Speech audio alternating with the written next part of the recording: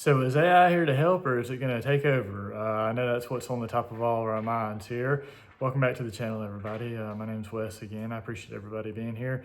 Today, AI, you hear about it everywhere with Chat GPT and everything else. And as for me, I don't know anything about it, okay? But you do hear so much about it, and it got me to thinking, because the only way that I've ever actually interfaced with AI that I'm aware of anyway is on Google, because I mean, you pretty much can't Google, and you pretty much can't walk through life without interacting or interfacing with AI in some form or fashion at this stage of the game. But the only way that I knowingly and intentionally interact with it is whenever I Google something, because again, you can't really just Google something and then get the results. The very first thing that comes up now is the AI assistant, or whatever it's called, right? And it kind of gives a breakdown of all of the different top results, or however it works, okay?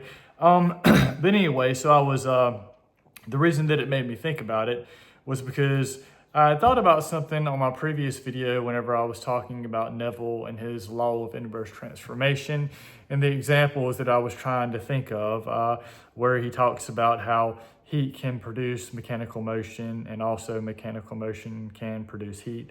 And we gave the example of the internal combustion engine with the the fuel being ignited by the spark plug is the heat, and then that drives the piston down and rotates the crankshaft, which is your mechanical motion.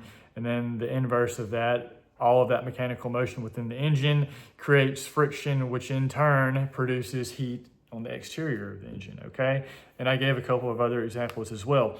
But when I was thinking about that, it made me think about the Kybalion, okay? Now, I don't know if any of y'all are familiar with that, but just really briefly, it's basically the 7 principles of Hermetism, okay? Hermes Trismegistus, his principles that he developed in ancient times, okay, is what it is. And I read the Kybalion back 4 or 5 years ago, before I came across Neville's work, which is Resurrection, which is what I'm going to be focusing a lot on here. So I read the Kybalion a good couple of years or so before I read Resurrection, and the 7 principles in there, and again, I will do future videos on that as well, but one of them, one of those 7 core principles in Hermetism, it reminded me of it whenever I was thinking about this law of inverse transformation, okay? And the principle that I'm referring to is correspondence, okay? And correspondence, again, from the Kybalion, from Hermetism, it says as above, so below, or as within, so without. And the example that I always have in my mind on this is that essentially it means that the things on a grand scale are a reflection of the things on a tiny scale, and vice versa, okay? So for example, the sun and the planets that orbit and rotate around the sun, okay? That's the grand macro scale. The micro scale of that same reflection is an atom, and the way the electrons rotate and orbit around the nucleus of the atom, okay? So whereas the nucleus of the atom is the star, our sun, and the electrons that are rotating around it are the planets that rotate around in the solar system, okay? As above, so below. As within, so without. So what is within us is projected outwardly, okay? So what you see manifested in your life, in your outward reality, is simply a reflection of what is inside of you, okay? So if we want to change our outer world, and many of us do, if we want to strive to have the life that we want, then we first have to change ourselves on the inside, okay? That's the only way to affect real lasting change in our life, okay? So anyway, as I was thinking about that and trying to figure out a deeper level of how to actually convey my understanding of it verbally to y'all, it made me think about correspondence, okay? That inverse law, or Neville's law of inverse transformation, it made me think of correspondence. So what I did was I Googled it. I said something along the lines of, is the law of inverse transformation that Neville Goddard came up with similar to the principle of correspondence from the Kybalion, okay? And this is where the AI factors into this video, okay? This is what the AI overview from Google told me, okay? So I'm going to read this to you, okay? Again, this is the AI overview from Google when I asked the question about whether or not Neville's law of inverse transformation is similar to the law of or the principle of correspondence in the Kybalion, okay? It says, yes, Neville Goddard's concept often referred to as the law of Neville Goddard's concept, often referred to as the law of reversibility or inverse transformation, is fundamentally similar to and operates on the same premise as the principle of correspondence in the Kybalion. And he goes on to talk about the core concepts. It says the law of inverse transformation from Neville Goddard. This law states that if a physical event or circumstance can produce a psychological state in a person, the reverse is also true. By intentionally assuming the psychological state or feeling of the wish fulfilled, you can mechanically produce the corresponding physical event in your reality, okay? It goes on to briefly discuss the principle of correspondence from the Kybalion. It says this hermetic principle states that there is always a harmony, agreement, and correspondence between the different planes of being and life. It is famously summarized by the axiom, as above, so below, as within, so without. And then it goes on to say just a little bit more how they intersect. Internal dictates external. Both philosophies agree that reality is a reflection of consciousness.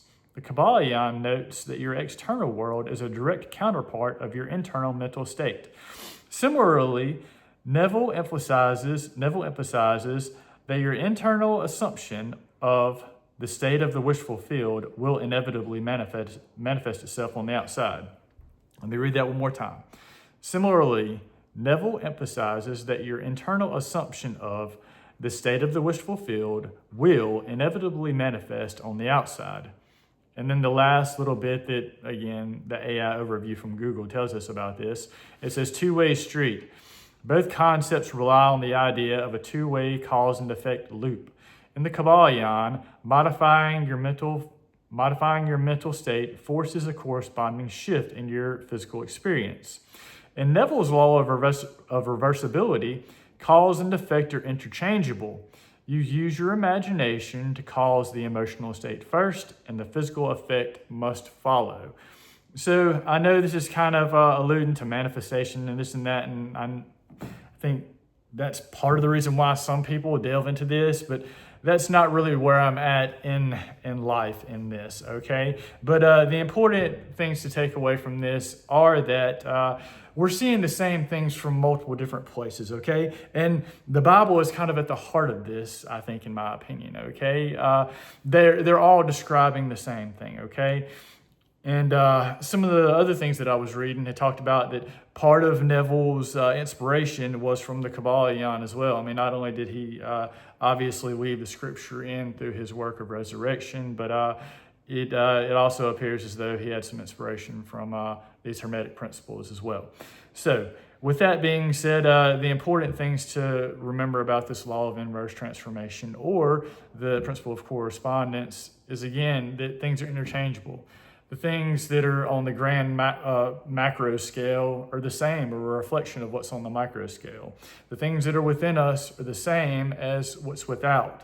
Okay? It's all a reflection. Reality is kind of like a mirror, it seems like. And Neville says that cause and effect, energy and matter, action and reaction, they're all interchangeable. Okay? They're all the same, essentially. Cause and effect, energy and matter, action and reaction, they're all the same and interchangeable, okay? That, according to what Neville tells us on that. So anyway, like I said, the internet can certainly be a wonderful tool, and AI now, it just kind of simplifies things for us. And I mean, it depends on what frame of mind you want to have. I mean, it's such a hot topic for debate, and it's moving at such a rapid rate.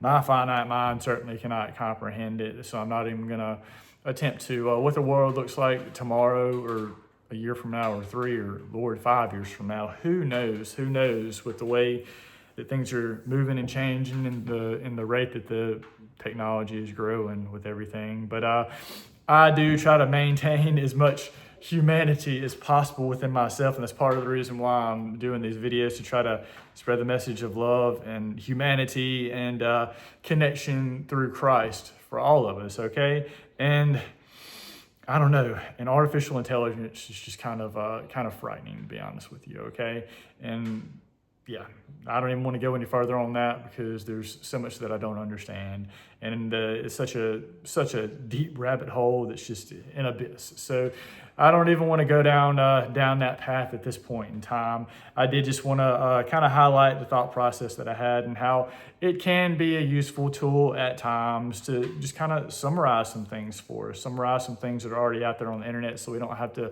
dig through it ourselves. But I will say this now, one line that I would love to have drawn in stone, not in the sand, as far as how AI is able to learn or whatever. Because again, they didn't consult me. The people who were making the rules and teaching the thing, the parameters, they didn't ask me. They didn't ask the general public. But I would say that, if you need to ask AI something, to learn something, if you need to teach you something, or to scour the internet to bring you all the resources to the tip of your fingertips to make your life just that much easier, then wonderful. But when the AI starts telling you its opinion, do we really want that? Do we really want that?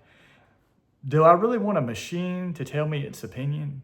I'm not sure I want that, okay? So that's kind of where I draw the line on that, okay? I'm good with having this thing there that can help me to learn as much as I can and provide me with virtually infinite resources instantly, essentially, okay? But when it starts telling me my opinion, or what my opinion should be, or what it thinks I should do, that's where I'll draw the line, okay?